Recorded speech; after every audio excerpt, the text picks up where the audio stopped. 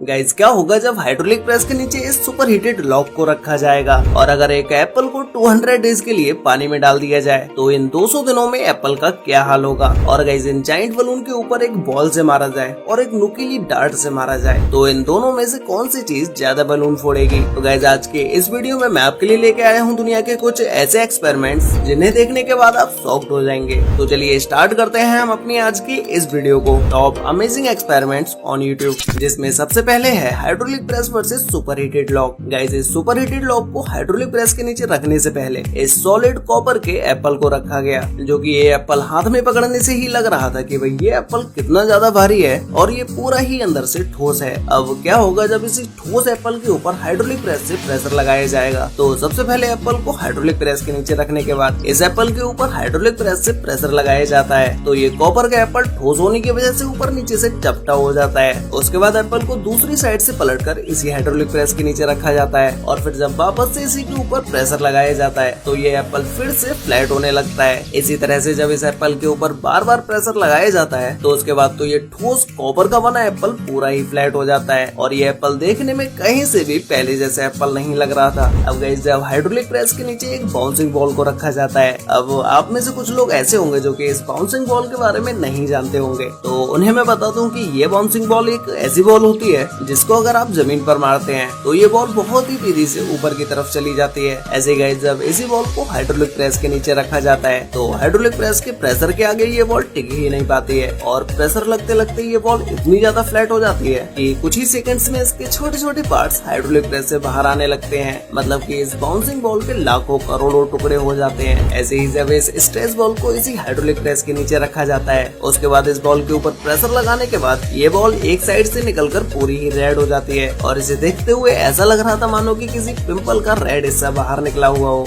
जिसके बाद hydraulic press से इसके ऊपर हाई प्रेशर लगने के बाद भी ये बॉल नहीं फटती है और फिर इसके बाद जब इस बॉल को चाकू से काटा जाता है तो इस बॉल के अंदर भरा हुआ फ्लूइड बाहर आने लगता है। अब गाइस जब इसी हाइड्रोलिक प्रेस के नीचे एक लॉक को रखा जाता है जो कि ये लॉक प्योर मेटल का बना होता है, उसके बाद भी हाइड्रोलिक प्रेस से इसके ऊपर प्रेशर डालने के बाद इस लॉक के छोटे छोटे टुकड़े हो जाते हैं। उसके बाद जब इसी लॉक को हाई टेम्परेचर पर हीट करके हाइड्रोलिक प्रेस के नीचे रखा जाता है तो इस लॉक का हाई टेम्परेचर होने की वजह से हाइड्रोलिक प्रेस से प्रेशर लगाने पर ये पूरी तरह से फ्लैट हो जाता है, जो कि आप अभी अपनी स्क्रीन पर देख ही सकते हैं। अब गाइस नेक्स्ट एक्सपेरिमेंट है apple in water for 200 days. Guys आप में से शायद ही कोई होगा जिसके दिमाग में ये क्वेश्चन आया होगा कि क्या होगा जब एक एप्पल को 200 डेज के लिए पानी के अंदर डाल दिया जाएगा। क्या ये एप्पल 200 डेज के बाद भी ऐसा ही रहेगा या इसके हालात ही चेंज हो जाएंगे। तो चलिए इस एक्सपेरिमेंट को देखते हैं, जिसमें सबसे पहले एक बीकर में फ्रेश वाटर को कर लिया गया और फिर उसके बाद इसमें एक फ्रेश एप्पल को डाल दिया गया। तो पहले दिन में तो इस एप्पल के ऊपर पानी की छोटी छोटी बूंदें नजर आती हैं और फिर 3 से 7 दिनों के बाद इस एप्पल के ऊपर फफूंद आने लगती है और फिर लगभग 10 से 12 दिनों के बाद इसके अंदर का पानी कम होने लगता है और फिर जैसे जैसे इस एप्पल को 1 मंथ हो जाता है तो ये एप्पल पानी के अंदर ही सड़ता हुआ नजर आता है और फिर 1 महीने के बाद जब इस एप्पल का एक हिस्सा पानी के बाहर होता है और दूसरा हिस्सा पानी के अंदर होता है तो जो हिस्सा पानी के बाहर होता है उसमें कीड़े लगने लगते हैं और ये सेब ऊपर से सड़ने गलने भी लगता है। जिसके बाद धीमे धीमे इसके अंदर बहुत सारे बैक्टीरिया हो जाते हैं जो कि इस पूरे एप्पल को ही सड़ाना शुरू कर देते हैं और फिर लगभग 100 दिनों के बाद ये एप्पल ऑलमोस्ट सड़ ही जाता है। इसमें बहुत सारे छोटे छोटे कीड़े भी लग जाते हैं और इसके अंदर का पानी भी धीमे धीमे सूखता चला जाता है और फिर जैसे जैसे इस एप्पल के 200 डेज कंप्लीट होते हैं उसके बाद जब इस एप्पल की हालत देखी जाती है तो वो कुछ ऐसी होती है, मतलब कि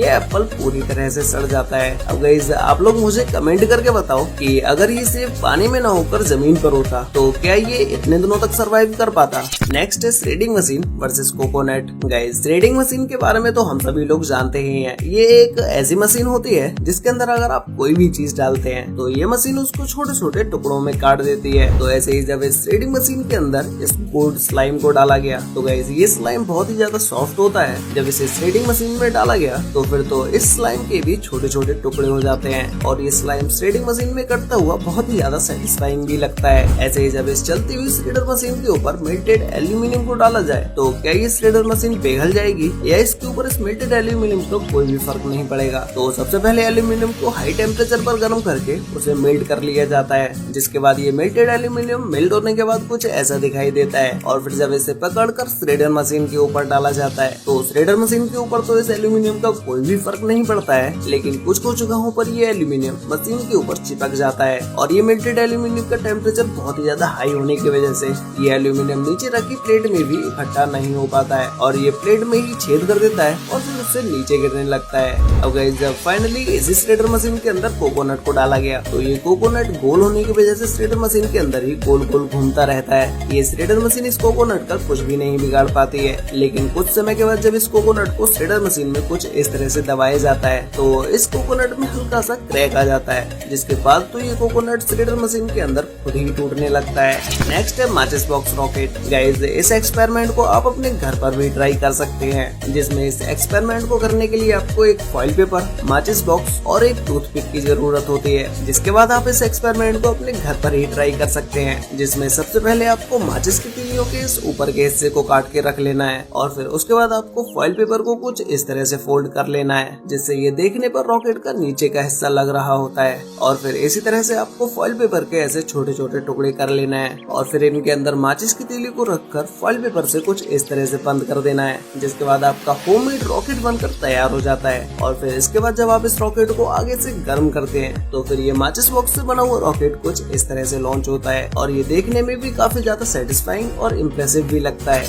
नेक्स्ट एक्सपेरिमेंट है बलून वर्सेस डार्ट। गाइस क्या होगा इन जायंट बलून्स के ऊपर एक डार्ट से मारा जाएगा, क्या ये एक बार में ही सारे बलून्स फूट जाएंगे या इनमें से कोई बलून रह जाएगा। तो इन बिगेस्ट बलून्स के ऊपर सबसे पहले छोटे छोटे बॉल से अटैक किया गया, जिसमें सबसे पहले इस बॉल से जब इस बलून के ऊपर मारा गया तो इनमें से सिर्फ एक बलून ही फूटता है और इस बॉल का बलून के ऊपर कोई खास ज्यादा इम्पैक्ट भी नहीं होता है। तो अब बारी आती है जब इन बलून्स के ऊपर डार्ट से मारा जाता है, तो जैसे ही बलून्स के ऊपर इस डार्ट को पॉइंट करके मारा जाता है तो उसके बाद तो ये सारे बलून्स एक एक करके फूटते चले जाते हैं और इनमें से लास्ट तक कोई भी बलून नहीं बचता है। मतलब कि इन बलून्स के ऊपर एक डार्ट बॉल से भी ज्यादा इम्पैक्ट डालती है। वैसे गाइस आपको इन सभी एक्सपेरिमेंट्स में से सबसे बेस्ट एक्सपेरिमेंट आपको कौन सा लगा और क्या आप माचिस बॉक्स से बनाई हुई रॉकेट को अपने घर पर ट्राई करने वाले हैं? अगर आप इसे ट्राई करने वाले हैं तो ये एक्सपेरिमेंट आपसे कैसा हुआ ये मुझे नीचे कमेंट करके जरूर बताना। तो गाइस आज के लिए वीडियो में बस इतना ही, मिलते हैं एक और नई इंटरेस्टिंग वीडियो